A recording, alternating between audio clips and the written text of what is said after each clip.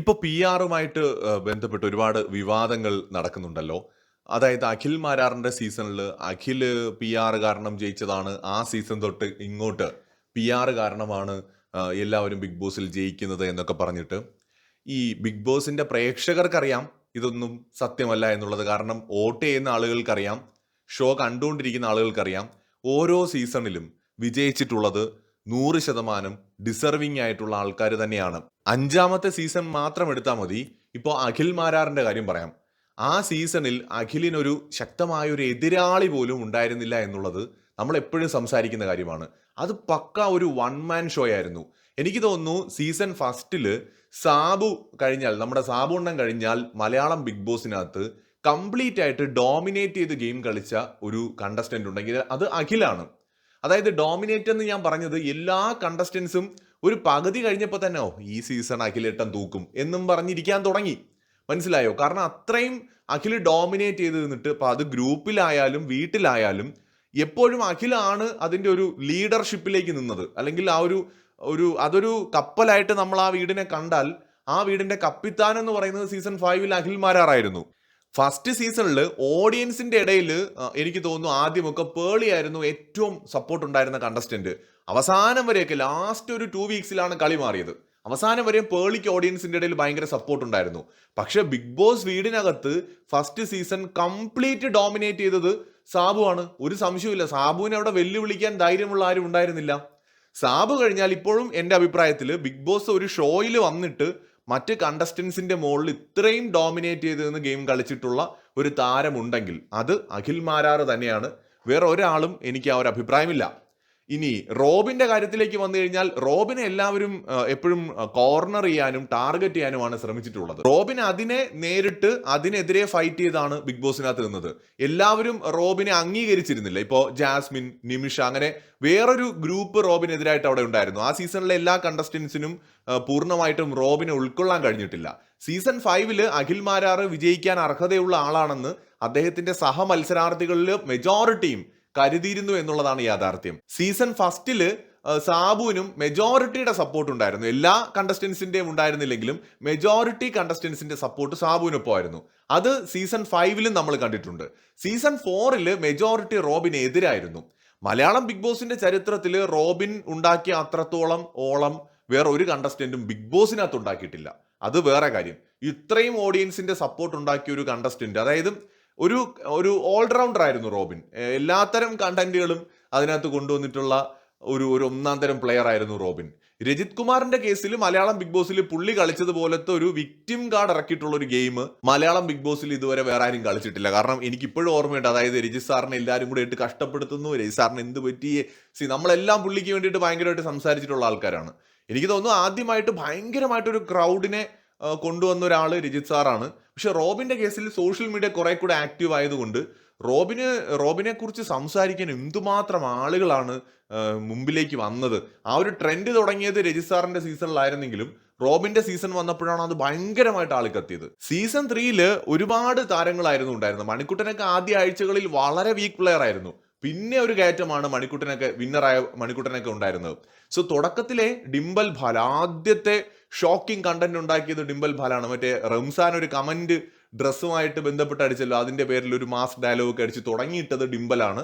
ആ സീസണിൽ ഡിംബല്, പൊളി ഫിറോസ്, കിടിലം ഫിറോസ്, പിന്നെ നമ്മുടെ സായി, റംസാൻ, ഋതുമന്ത്ര, ഇങ്ങനെ എല്ലാവരും ഒരു പകുതിയിലേറെ കണ്ടസ്റ്റൻസ് ഒന്നിനൊന്ന് മികച്ച കണ്ടസ്റ്റൻസ് ആയിരുന്നു. പിന്നെ ഭാഗ്യലക്ഷ്മി, ഒരുപാട് കണ്ടസ്റ്റൻസ് ഉണ്ടായിരുന്നു.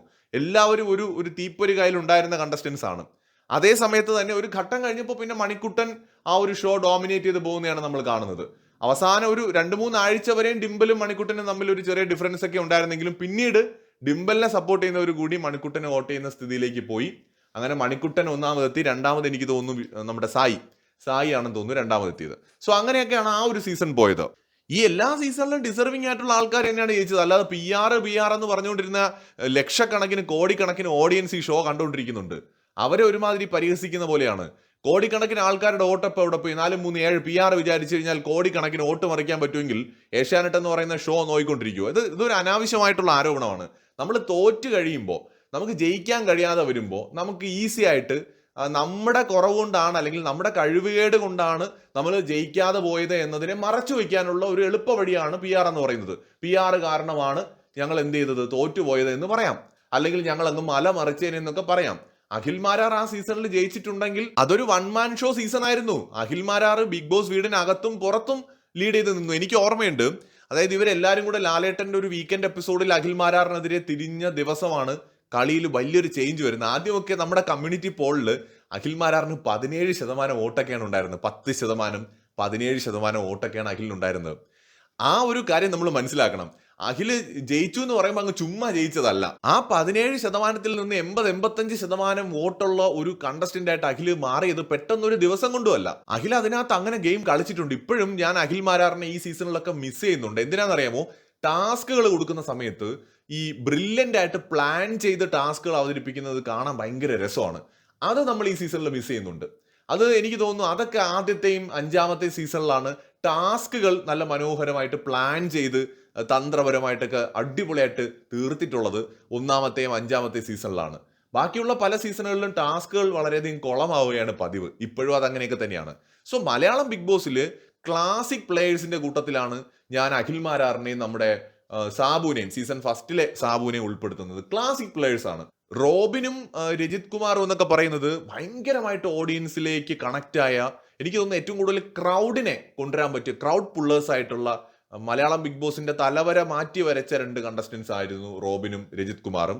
ഇതിലെ ഇൻട്രസ്റ്റിംഗ് ആയിട്ടുള്ള കാര്യം, അവർക്ക് രണ്ടുപേർക്കും ജയിക്കാൻ പറ്റിയിട്ടില്ല. രണ്ടുപേരും ബിഗ് ബോസിൽ നിന്ന് പുറത്തായതാണ്. പക്ഷേ ആ രണ്ടുപേരും ജനങ്ങൾക്കിടയിൽ ഹീറോ ആയിരുന്നു. അന്നും ഇന്നും പ്രേക്ഷകർ ഓർക്കുന്ന ആൾക്കാരാണ്. അതിൽ പ്രത്യേകിച്ച് റോബിൻ ഇപ്പോഴും പ്രേക്ഷകർ ഭയങ്കരമായിട്ട് സപ്പോർട്ട് ചെയ്യുന്ന ഒരു ആളാണ്.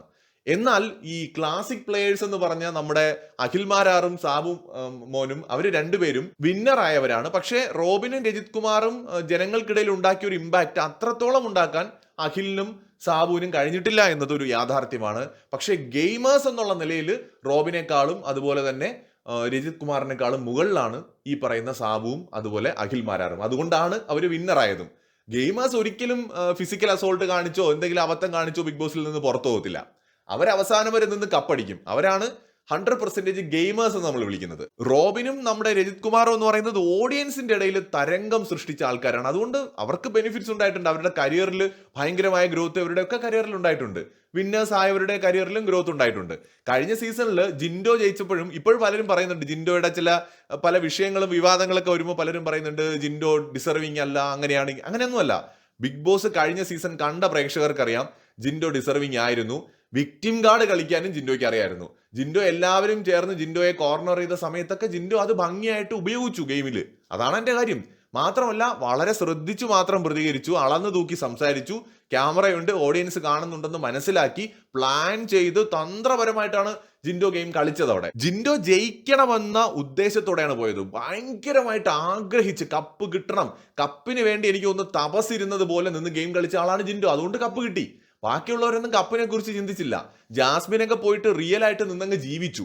ജാസ്മിൻ ജെന്യുവൻ ആയിരുന്നു, റിയൽ ആയിരുന്നു. അതുകൊണ്ട് തന്നെ ഗെയിമറായിട്ട് ചിന്തിച്ചില്ല. ജിൻഡോ അങ്ങനല്ല, ജിൻഡോ ഗെയിമറായിട്ട് ചിന്തിച്ചു. ജിൻഡോയുടെ റിയൽ ക്യാരക്ടർ അവിടെ കാണിച്ചു എന്ന് ഷോ കണ്ട ആരും പറയത്തില്ല. ജിൻഡോ പുള്ളി പ്ലാനിങ് ആയിരുന്നു ഫുള്ള്. ഓരോ സെക്കൻഡ് വാ തുറന്നൊരു വാക്ക് പറയാൻ വേണ്ടിയിട്ട് 1 മണിക്കൂർ മുമ്പേ പ്ലാൻ ചെയ്ത് വെക്കും. 5 മണിയാവുമ്പോൾ അല്ലെങ്കിൽ ഇന്ന സമയത്ത് ഇത് പറയണമെന്ന് അങ്ങനെ കളിച്ച ആളാണ്. സോ അങ്ങനെയാണ് കപ്പ് കിട്ടിയത്. അപ്പൊ അതാണ് മനസ്സിലാക്കേണ്ടത്. ഓഡിയൻസിന്റെ പൾസ് എറിഞ്ഞ് കളിച്ചു. പുറത്തിറങ്ങിയിട്ട് അയാൾ എന്ത് തേങ്ങ പറഞ്ഞാലും നമുക്കൊരു വിഷയമല്ല. ബിഗ് ബോസിനകത്ത് അയാൾ അസാധ്യ ഗെയിമർ ആയിരുന്നതുകൊണ്ടാണ് കപ്പ് കിട്ടിയത്. അതുപോലെ ഈ സീസണിലും അങ്ങനെയുള്ള ഗെയിമേഴ്സ് ഉണ്ടെങ്കിൽ കപ്പ് കിട്ടും. അപ്പൊ ഇതിനകത്ത് PR എന്ന് പറഞ്ഞിട്ട് കാര്യമില്ല. PR എന്ന് പറയുന്നവർക്ക് കണ്ടസ്റ്റന്റ് അതിനകത്ത് പോയിട്ട് എന്തെങ്കിലും ചെയ്തു കഴിഞ്ഞാൽ പുറത്തുനിന്ന് അവരെ ഒന്ന് ബൂസ്റ്റ് ചെയ്ത് കൊടുക്കാം, അവരെ സപ്പോർട്ട് ചെയ്ത് കുറെ കമന്റ് എഴുതാം, അല്ലെങ്കിൽ ഏതെങ്കിലുമൊക്കെ ചാനലുകളെയോ പേജുകളെയോ കോണ്ടാക്ട് ചെയ്തിട്ട് അവർക്ക് പൈസ കൊടുത്തിട്ടോ ഇൻഫ്ലുവൻസ് ചെയ്തിട്ടോ ഒക്കെ ഇവരുടെ ഫേവറേറ്റിന് വേണ്ടിയിട്ട് സംസാരിപ്പിക്കാൻ ചിലപ്പോൾ കഴിയും. ഇങ്ങനെയൊക്കെ PR-കൾക്ക് എന്തെങ്കിലും ചെയ്യാൻ പറ്റുമെന്നുള്ള അല്ലാതെ ഈ ഷോയെ അട്ടിമറിക്കാനുള്ള കഴിവൊന്നും PR-കൾക്കില്ല. ഇത് ആദ്യം മനസ്സിലാക്കണം. ഏറ്റവും സ്മാർട്ടായിട്ട് PR എടുത്തിരിക്കുന്ന കമ്പനി അവരുടെ കണ്ടസ്റ്റന്റിന് വേണ്ടിയിട്ട് വർക്ക് ചെയ്താൽ ചിലപ്പോൾ ആരും ശ്രദ്ധിക്കാതെ പോകുന്ന അവരുടെ കണ്ടസ്റ്റന്റിന്റെ കുഞ്ഞു കുഞ്ഞു കാര്യങ്ങൾ വരെ ഹൈലൈറ്റ് ചെയ്തെടുക്കാനായിട്ടൊക്കെ പറ്റിയേക്കും. ചിലപ്പോൾ കുറച്ച് വിവാദങ്ങളൊക്കെ പുറത്തുണ്ടാക്കാൻ പറ്റിയേക്കും.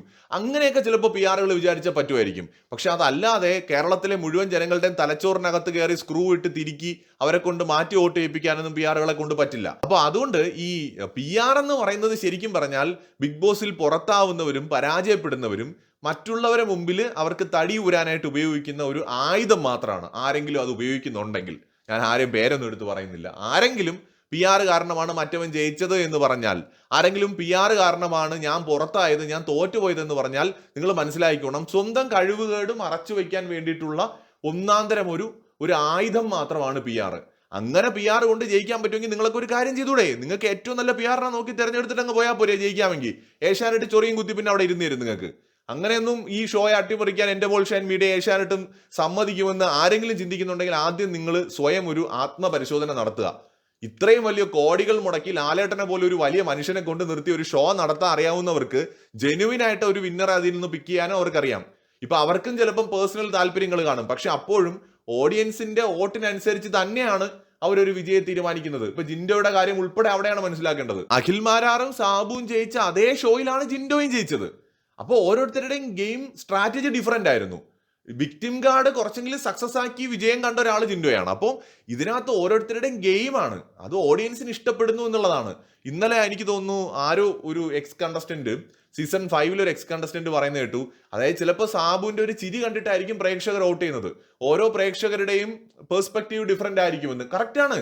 സാബു എങ്ങനെ അവിടെ നിൽക്കുന്നു, ചിലപ്പോൾ സാബുവിന്റെ ക്യൂട്ട്നെസ് വാരിയിട്ട് വെതറിയിട്ടുള്ള ചിരി കണ്ടിട്ടായിരിക്കും ആളുകൾ വോട്ട് ചെയ്യുക. അപ്പോൾ ഓഡിയൻസിന് ഇഷ്ടപ്പെടുക എന്നുള്ളതാണ് ആത്യന്തികമായിട്ട് ഈ ഷോയുടെ ഏറ്റവും പ്രധാനപ്പെട്ട ഒരു കാര്യം. അല്ലാതെ അവിടെ പോയി തലകുത്തി മറിഞ്ഞിട്ടും കാര്യമൊന്നുമില്ല.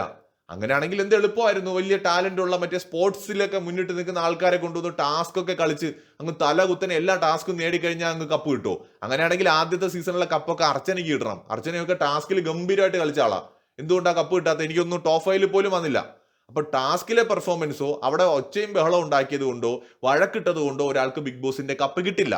അവിടെയാണ് മൈൻഡ് ഗെയിം എന്ന് പറയുന്നത്. ആ മൈൻഡ് ഗെയിം ബിഗ് ബോസിനെതിരെയും ഓഡിയൻസിന് ഒപ്പം അവരെയും മനസ്സിലാക്കിക്കൊണ്ട് ഇവരെ രണ്ടുപേരെയും കണക്ട് ചെയ്തുകൊണ്ട് കളിക്കാൻ പറ്റിയ ജയിക്കാം. ബിഗ് ബോസ് ഒരു ടാസ്ക് തരുമ്പോൾ എന്തിനു തരുന്നു, ആ ടാസ്ക് കൊണ്ട് എങ്ങനെ ജയിക്കാം, ഓഡിയൻസ് ഈ ടാസ്കിനെ എങ്ങനെ എടുക്കും, അല്ലെങ്കിൽ ഒരു സംഭവം അവിടെ നടക്കുമ്പോൾ അതിൽ റിയാക്ഷൻസ് ഓഡിയൻസ് എങ്ങനെ കാണും, പ്രേക്ഷകരെയും ബിഗ് ബോസിനെയും മനസ്സിൽ വെച്ചുകൊണ്ട് അവരെന്ത് ചിന്തിക്കും, എങ്ങനെ ചിന്തിക്കുമെന്നും കൂടി മനസ്സിലാക്കി ഗെയിം കളിക്കുന്നവർക്ക് ഷോയിൽ മുന്നോട്ട് പോകാം. അതുകൊണ്ടാണ് ഇതിനെ മൈൻഡ് ഗെയിം എന്നൊക്കെ പറഞ്ഞ് എല്ലാവരും വെക്കുന്നത്. അത്രേ ഉള്ളൂ. അല്ലാതെ PR കൊണ്ട് ജയിക്കാൻ പറ്റുന്ന ഒരു ഷോ അല്ല ബിഗ് ബോസ് എന്ന് മനസ്സിലാക്കിയാൽ കൊള്ളാം. കൂടുതൽ അപ്ഡേറ്റ്സുമായി വീണ്ടും വരാം.